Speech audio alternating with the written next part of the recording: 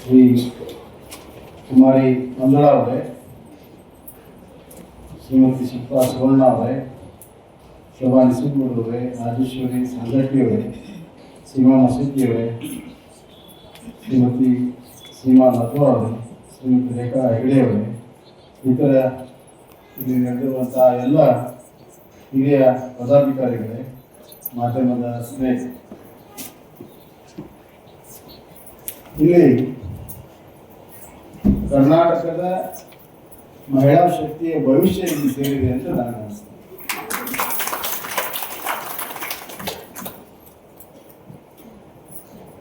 ತಮ್ಮನ್ನ ಇಲ್ಲಿ ಎಲ್ಲ ಸೇರಿಸಿರುವಂತ ಅಧ್ಯಕ್ಷರು ಬಹಳ ದೂರದೃಷ್ಟಿ ಇಟ್ಕೊಂಡು ತಮ್ಮನ್ನು ಇಲ್ಲಿ ಸೇರಿಸಿದ್ದಾರೆ ಅಂತ ನಾನು ಹೇಳಬೇಕು. ಮೊದಲನೇದಾಗಿ ತಮ್ಮನ್ನ ಸಾಮಾಜಿಕವಾಗಿ ತೊಡಗಿಸಿಕೊಳ್ಳುವಂಥ,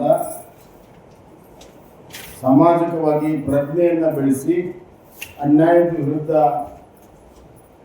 ಹೋರಾಟ ಮಾಡಲು, ಧ್ವನಿ ಎತ್ತಲು ತಮ್ಮನ್ನು ಸನ್ನದ್ಧ ಮಾಡುವ ಸಲುವಾಗಿ ಇಲ್ಲಿ ಸೇರಿಸಿ ಅದರ ಮುಖಾಂತರ ಹುಟ್ಟುವಂಥ ನಾಯಕತ್ವಕ್ಕೆ ಮುಂದಿನ ದಿನಗಳಲ್ಲಿ ಕರ್ನಾಟಕದ ರಾಜಕೀಯದಲ್ಲಿ ಭವ್ಯ ಭವಿಷ್ಯವನ್ನು ಬರೆಯೋದಕ್ಕೆ ಸೇರಿಸಿದ್ದಾರೆ ಅಂತ ನನ್ನ ಭಾವನೆ. ಇದರ ಟೈಮಿಂಗ್ ಬಹಳ ಮುಖ್ಯ. ಈಗ ನೀವು ನಿಮ್ಮ ನಾಯಕತ್ವದ ಗುಣಗಳನ್ನು ತೋರಿಸಿದ್ರೆ 2030ಕ್ಕೆ ಬರುವಂಥ 33% ರಿಸರ್ವೇಷನ್ ಏನಿದೆ ಅದರಲ್ಲಿ ಅದಕ್ಕೆ ಒಂದು ಯೋಗ್ಯತೆ ಸಿಗ್ತದೆ ಮತ್ತು ಅದಕ್ಕೆ ಅವಕಾಶ ಸಿಕ್ಕಾಗ ಆ ಸ್ಥಾನಕ್ಕೆ ಮತ್ತು ಅದರ ಮುಖಾಂತರ ಕನ್ನಡದ ಜನತೆಗೆ, ವಿಶೇಷವಾಗಿ ತಾಯಂದಿರಿಗೆ ನ್ಯಾಯ ಸಿಗ್ತದೆ ಅಂತ ಒಂದು ನಾಯಕತ್ವ ಬೆಳೆಸುವಂಥ ಅವಕಾಶ ತಮಗಿದೆ ಅನ್ನುವಂಥ ಮಾತನ್ನು ನಾನು ಹೇಳ್ತಿದ್ದೆ. ಕಾರಣಮ್ಮ ಅವ್ರಿಗೆ ಹೇಳಿಲ್ಲ, ಅವ್ರು ನಾನು ಹೇಳ್ತೀನಿ.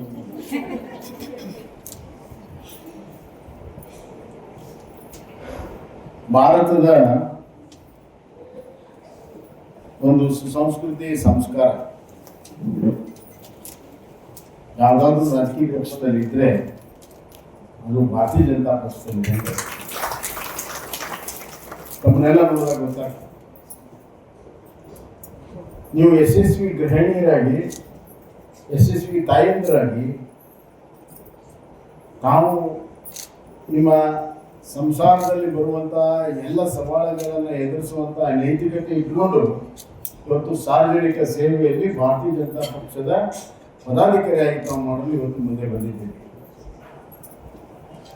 ಇದರಿಂದ ಬರುವಂಥ ದಿನಗಳಲ್ಲಿ 50% ಜನಸಂಖ್ಯೆ ಇರುವಂಥ ಈ ಮಹಿಳಾ ಶಕ್ತಿ ಭಾರತವನ್ನ ಇಡೀ ವಿಶ್ವದಲ್ಲಿಯೇ ಉನ್ನತ ಸ್ಥಾನಕ್ಕೆ ತೆಗೆದುಕೊಂಡು ಹೋಗಲು ಸಾಧ್ಯ ಇದೆ. 50% ಜನಸಂಖ್ಯೆ ತಾವಿದ್ದೀರಿ ಈ ದೇಶದಲ್ಲಿ. ಕೇವಲ 50% ಅವ್ರಿಗೆ ಅವಕಾಶ ಮತ್ತು ಜವಾಬ್ದಾರಿ ತಗೊಂಡ್ರೆ ಈ ಭಾರತ ಪ್ರಗತಿ ಆಗಲು ಸಾಧ್ಯ ಇದೆ.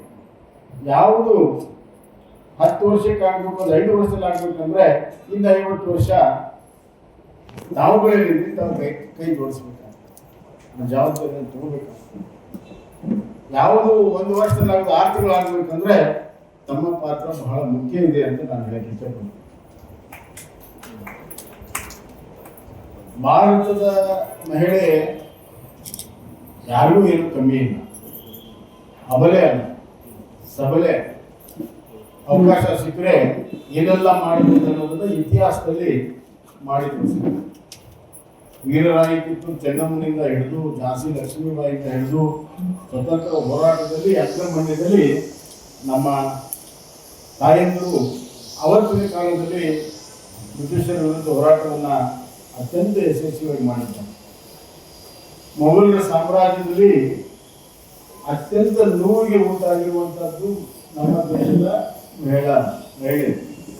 ಅವ್ರ ಮೇಲೆ ಅತ್ಯಾಚಾರ, ಅನಾಚಾರ, ಪುರುಷರಿಗಿಂತ ಜಾಸ್ತಿ ಆಗಿರೋದು ಮಹಿಳೆ. ಅದನ್ನು ಸಹಿಸಿಕೊಂಡು ತಮ್ಮತನವನ್ನ, ತಮ್ಮ ಕುಂಕುಮದ ಸಿಂಧೂರಿನ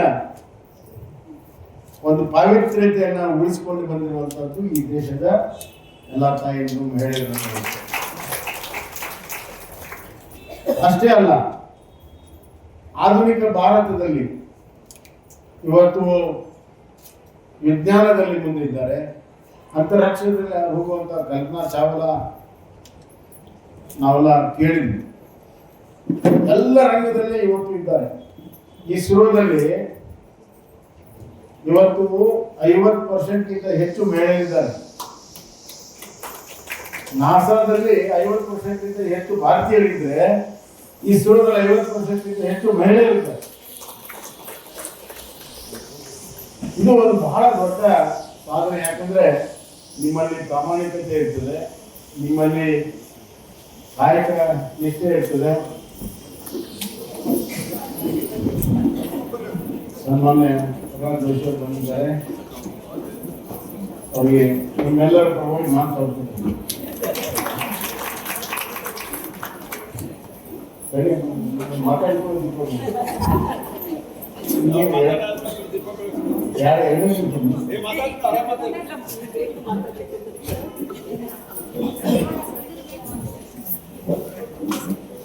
ಇವತ್ತು ನಮ್ಮ ಭಾರತ ಆರ್ಥಿಕವಾಗಿ ಸಬಲ ಆಗೋದಕ್ಕೆ ಕಾರಣ ಏನು ಅಂತಂದ್ರೆ, ವಿದೇಶದಲ್ಲಿ ಅತಿ ಹೆಚ್ಚು ಖರ್ಚು ಮಾಡುವುದೇ ಆರ್ಥಿಕ ಬೆಳವಣಿಗೆ ಅಂತ ಅವರು ತಿಳ್ಕೊಂಡಿದ್ದಾರೆ. Expenditure oriented economics.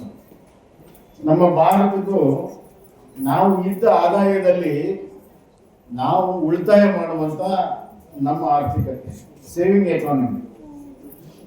ನಾವೆಲ್ಲ ಕಡೆ ನೋಡ್ತೇವೆ, ಎಲ್ಲ ಪ್ರಮುಖ ಬ್ಯಾಂಕ್ಗಳು ವಿದೇಶದಲ್ಲಿ ದಿವಾಳಿ ಆಗ್ತವೆ, ಭಾರತದಲ್ಲಿ ಆಗುತ್ತದೆ. ಯಾಕಂತಂದ್ರೆ ನಮ್ಮ ಭಾರತದಲ್ಲಿ ಉಳಿತಾಯ ಮಾಡುವಂತ ಸಂಸ್ಕೃತಿ ಇದೆ. ಅದರಲ್ಲೂ ಮಹಿಳೆಯರಿಗೆ ಉಳಿತಾಯ ಮಾಡುವಂತ ಸಂಸ್ಕೃತಿ ಹೆಚ್ಚಿದೆ.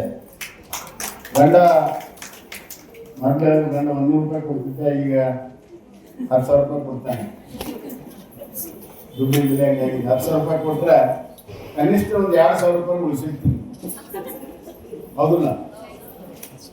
ಅದು ಕಷ್ಟ ಕಾಲಕ್ಕೆ ಆಗ್ತದೆ. ಅಮೆರಿಕದ ಬ್ಯಾಂಕಿನ ಜೊತೆಗೆ ಪ್ರತಿಸ್ಪರ್ಧೆ ಇರುವಂತಹದ್ದು ಇವತ್ತು ನಮ್ಮ ಸಾಸ್ವಿ ಜೀರಿಗೆ ಡಬ್ಬಿ. ನಮ್ಮ ಸಾಸ್ವಿ ಜೀರಿಗೆ ಡಬ್ಬಿಯ ಪ್ರತಿಸ್ಪರ್ಧೆ ಅಮೆರಿಕ ಬ್ಯಾಂಕ್ ಇದ್ರೂ ಕೂಡ ನಮ್ಮ ಸಾಸ್ವಿ ಜೀರಿಗೆ ಡಬ್ಬಿನೇ ಗೆಲ್ಲೋದು. ಕಷ್ಟ ಕಾಲಕ್ಕೆ ಬೇಕಾಗಿರುವಂತಹ ಹಣವನ್ನು ಒದಗಿಸುವಂತದ್ದು ನಮ್ಮ ಸಾಸ್ವಿ ಜೀರಿಗೆ ಡಬ್ಬಿಗಳು.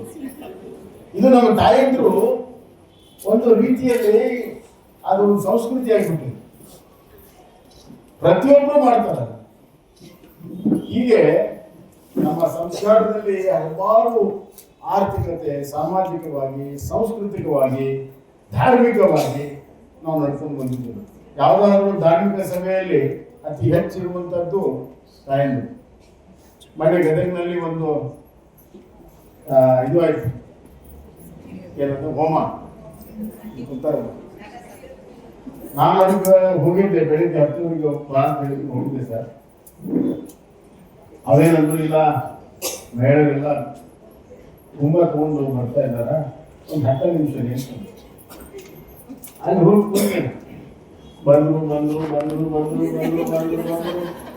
1.5 ತಾಸು ಆದ್ರೂ ಮುಗಿಯಲಿಲ್ಲ. 10-15 ಸಾವಿರಕ್ಕಿಂತ ಹೆಚ್ಚು ಮಹಿಳೆ. ಬಟ್ ನಾನು ಗಮನಿಸ್ತಾ ಇದ್ದೆ, ಯಾರ್ಯಾರು ಬಂದಾರ ಅಂತ ಹೇಳಿ. ದುಡಿಯೋ ಮಹಿಳೆಯರು ಬಂದ್ರು, ಮನೆಯಾಗಿದ್ದ ಮಹಿಳೆಯರು ಬಂದ್ರು, ಶ್ರೀಮಂತ ಮಹಿಳೆಯರು ಬಂದ್ರು. ಯಾರು ಉಳಿಯಲಿಲ್ಲ ಮನೆ. ಅಕಸ್ಮಾತ್ ಕಳ್ರಿ ಏನಾದ್ರೆ ಅವ್ರು ಡಿಸೈಡ್ ಮಾಡಿದ್ರೆ ಗದಗಿನಾಗ ಆರಾಮಾಗಿ ಕಳ್ತನ ಮಾಡ್ಬೋದು. ಅಷ್ಟು ದೊಡ್ಡ ಪ್ರಮಾಣದಲ್ಲಿ ನಾನಂತೂ ನೋಡಿರಲಿಲ್ಲ. 15 ಸಾವಿರಕ್ಕಿಂತ ಹೆಚ್ಚು ಮಹಿಳೆಯರು ಅವತ್ತು ಬಂದ್ರು. ಅಂದ್ರೆ ಮಹಿಳಾ ಶಕ್ತಿ ಎಷ್ಟಿದೆ ಅನ್ನೋದು ಅವತ್ತು ಒಂದು ಅರಿವಿಗೆ ಕೆಲಸ. ಅದು ಯಾಕಾಯ್ತು? ಮಹಿಳೆಯರ ನಮ್ಮ ಹಿಂದೂ ಧರ್ಮದಲ್ಲಿರುವಂತ ನಂಬಿಕೆ, ಆ ವಿಶ್ವಾಸದಿಂದ ಮತ್ತು ಅದನ್ನು ಆಚರಣೆ ಮಾಡುವಂತ ಪ್ರಾಮಾಣಿಕ ಪ್ರಯತ್ನ ನಮ್ಮ ಗಂಡಸರಿಗಿಂತ ತಾಯಿದ್ರೆ. ಇವತ್ತು ದೇವಾಲಯಗಳಲ್ಲಿ ಬೆಳಗ್ಗೆ ಸಾಯಂಕಾಲ ಹೋಗಿ ನಮ್ಮ ತಾಯಂದ್ರೆ ಇರ್ತಾರೆ.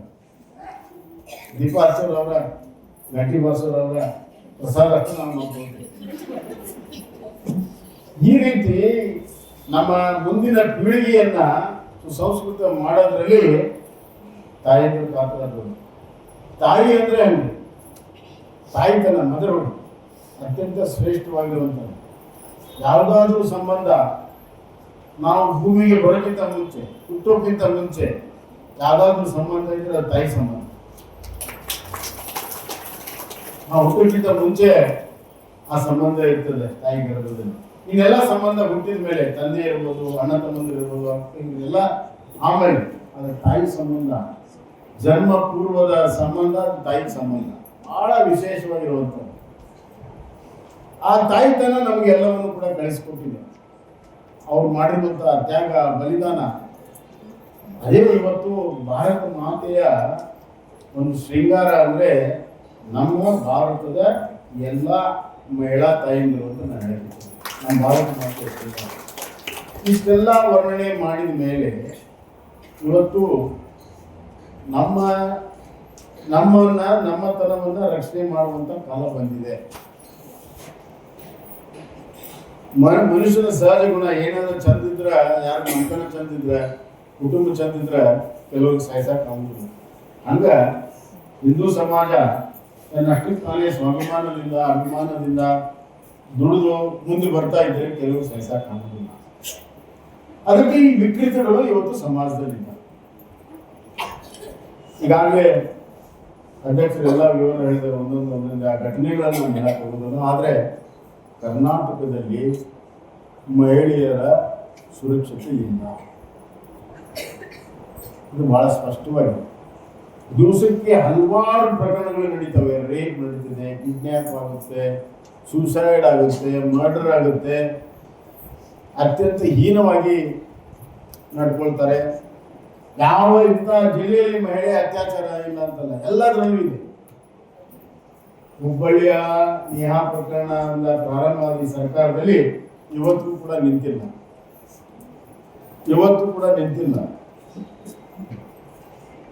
ಇದರ ವಿರುದ್ಧ ಒಂದು ಸಾಮಾಜಿಕ ಜಾಗೃತಿಯನ್ನ ನಾವು ಮಾಡಬೇಕು.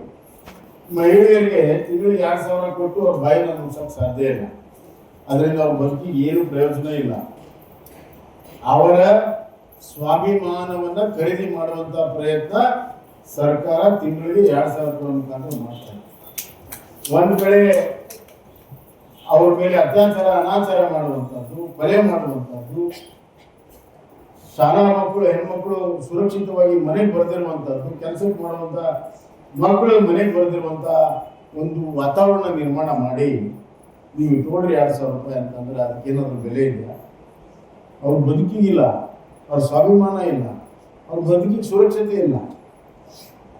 ಇವತ್ತು ಗೃಹ ಸಚಿವರು ಹೇಳ್ತಾರೆ ನಮ್ಮ ಅಂಕಿ ಸಂಖ್ಯೆಗಳು ನೋಡಿ ಅಂತ.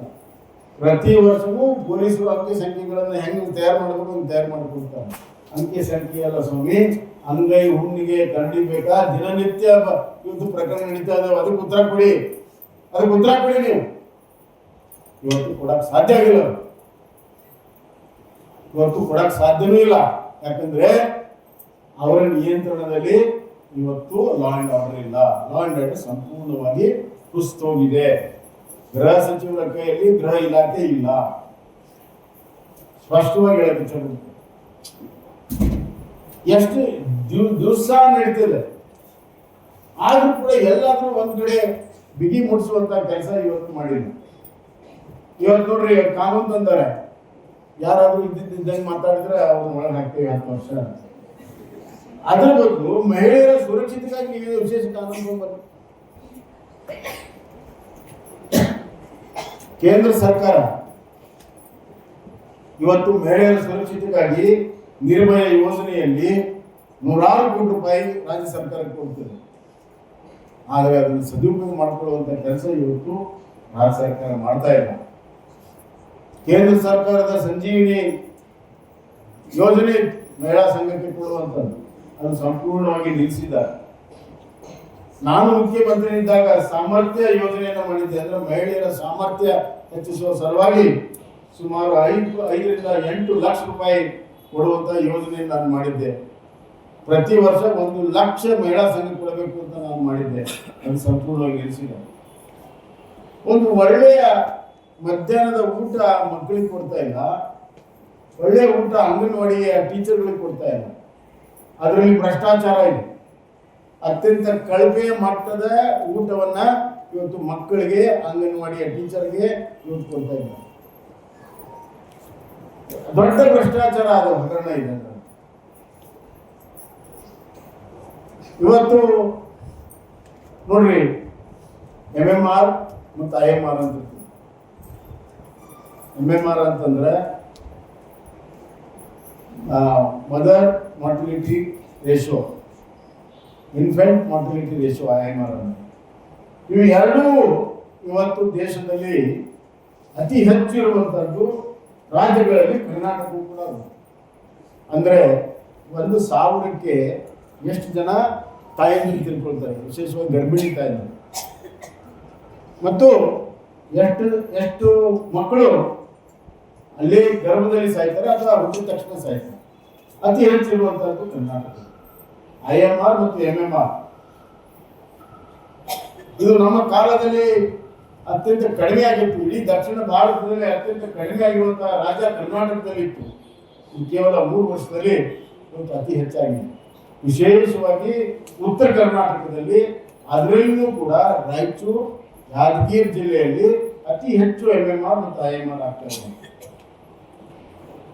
ಅತಿ ಹೆಚ್ಚು ತಾಯಂದಿರು ತಿಳ್ಕೊಳ್ತಾರೆ, ಅತಿ ಹೆಚ್ಚು ಮಕ್ಕಳು ಸಾಯ್ತಾರೆ. ಅಷ್ಟೇ ಅಲ್ಲ, ಹುಟ್ಟಿದ ಮಕ್ಕಳು ಅಂಗವಿಕಲರಾಗಿರ್ತಾರೆ. ಮುಂದಿನ ಸಮಾಜ ಸಂಪೂರ್ಣವಾಗಿ ನಾಶ ಮಾಡುವಂತ ಕೆಲಸ ಈ ಸರ್ಕಾರ ಮಾಡ್ತಾ ಇದೆ. ಇದ್ರ ಬಗ್ಗೆ ಜಾಗೃತಿ ಮಾಡಿ ಮಹಿಳೆಯರು, ಮಕ್ಕಳು, ಸಾಮಾಜಿಕ ನ್ಯಾಯ, ಸಾಮಾಜಿಕ ಸುರಕ್ಷತೆ, ಮಹಿಳೆಯರ ಆರ್ಥಿಕತೆ, ಮಹಿಳಾ ಸಬಲೀಕರಣ, ಇದು ನಿಮ್ಮ ಗುರಿ ಆಗಬೇಕು. ಇದಕ್ಕೆ ತಕ್ಕ ಹೋರಾಟವನ್ನು ಮಾಡಬೇಕು.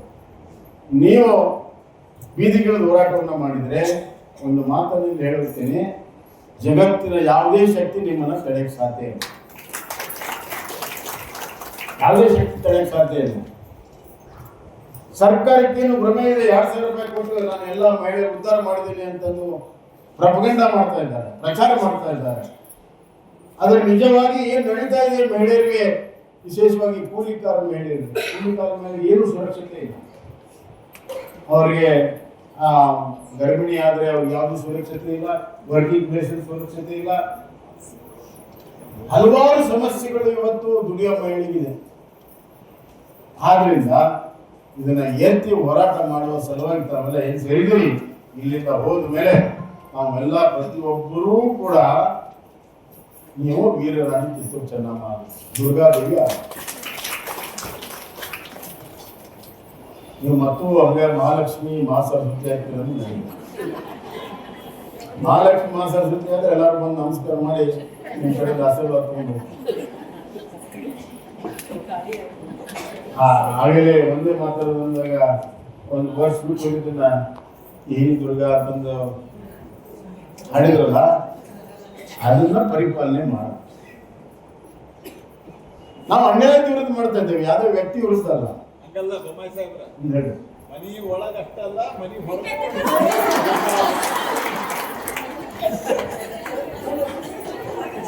ನಮ್ದೇನಿದೆ ಈಗ, ನಮ್ಮ ಮಹಿಳೆಯರಿಗೆ ಬಹಳ ಸಹನ ಶಕ್ತಿ ಅನ್ನುವಂಥದ್ದು ನಾವು ಹೇಳ್ಕೊಟ್ಬಿಟ್ಟವ್ರಿಗೆ. ಸಹನೆ ಮಾಡ್ಕೊಂಡು ಬಹಳ ಸಹನೆ ಇದೆ. ಅದಕ್ಕೆ ನಾನೇನು ಹೇಳ್ತೀನಿ, ಅಲ್ಲ ತಗಿ ಜೋಶಿ ಸಾಹೇಬ್ ಹೇಳಿದ್ರು ಮನೆ ಒಳಗೆ ಅಷ್ಟೇ ಅಲ್ಲ, ಮನೆ ಹೊರಗೆ ಇರ್ಬೇಕು ಅಂತ. ನಾನೇನು ಹೇಳ್ತೀನಿ, ಮನೆ ಒಳಗೆ ದುರ್ಗ ಆದ್ರೂ ಚಿತ್ರ ಹೊರಗೆ ಮಾತ್ರ ಆಗ್ಲೇಬೇಕು ಸರ್. ಆಮೇಲೆ ಹೊರಗೆ ದುರ್ಗ ಆದ್ರೂ ಮನೆಗೆ ಸ್ವಲ್ಪ ದುರ್ಗ.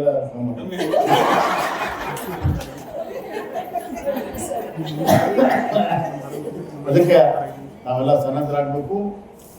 ಎಲ್ಲಿಂದ ಘಟನೆ ನಡೀತಿದೆ ಅಲ್ಲಿ ತಾವಿರ್ಬೇಕಂತ ನನ್ನ ಆಸೆ. ಬಿಜೆಪಿ ಮಹಿಳಾ ಮೋರ್ಚಾಯ ಪದಾಧಿಕಾರಿಗಳಿದ್ದಾರೆ ಅಂತ ನಮ್ಮಂತ ನಾಯಕರು ಆಮೇಲೆ ಬರಲಿ, ಫಸ್ಟ್ ನೀವು ಹೋಗ್ಬೇಕು. ನೀವು ಅಲ್ಲಿ ಹೋದ್ರೆ ವಾತಾವರಣ ಬದಲಾಗ್ತದೆ, ಅಧಿಕಾರಿಗಳ ಮೇಲೆ ಪ್ರಭಾವ ಬೇರೆ, ನ್ಯಾಯ ಸಿಗ್ತದೆ.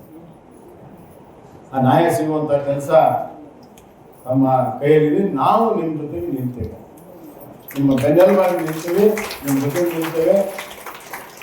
ಇದೊಂದು ದೊಡ್ಡ ಆಂದೋಲನವನ್ನ ಮಾಡಿ ದೊಡ್ಡ ಪರಿವರ್ತನೆ ತರಬೇಕು. ಮುಂದೆ ಯಾವುದೇ ಸರ್ಕಾರ ಬಂದರೂ ಕೂಡ ಮಹಿಳೆಯರನ್ನ, ತಾಯಂದಿರನ್ನ ಎಲ್ಲಿಯೂ ಕೂಡ ನಿರ್ಲಕ್ಷ್ಯ ಮಾಡಿರಬಾರ್ದು, ಅವ್ರಿಗೆ ಅನ್ಯಾಯ ಆಗಿರಬಾರ್ದು, ಅತ್ಯಾಚಾರ ಆಗಿರಬಾರ್ದು. ಅವರು ಈ ನಾಡಿನಲ್ಲಿ ಬಸವಣ್ಣ, ಕಿತ್ತೂರಾಣಿ ಚೆನ್ನಮ್ಮ, ಅಕ್ಕ ಮಹಾದೇವಿಯ ನಾಡಿನಲ್ಲಿ, ಶೃಂಗೇರಿ ಶಾರದಾಂಬೆಯ ನಾಡಿನಲ್ಲಿ ಅತ್ಯಂತ ಸುರಕ್ಷಿತವಾಗಿ ತಮ್ಮ ಕಾಯಕವನ್ನು ಮಾಡಿ ದೊಡ್ಡ ಸಾಧನೆಯನ್ನು ಮಾಡುವಂಥ ಕೆಲಸ ಕರ್ನಾಟಕದಲ್ಲಿ ಆಗಬೇಕು.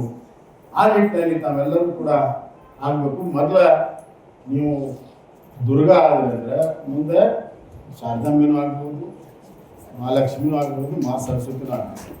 ಧನ್ಯವಾದ.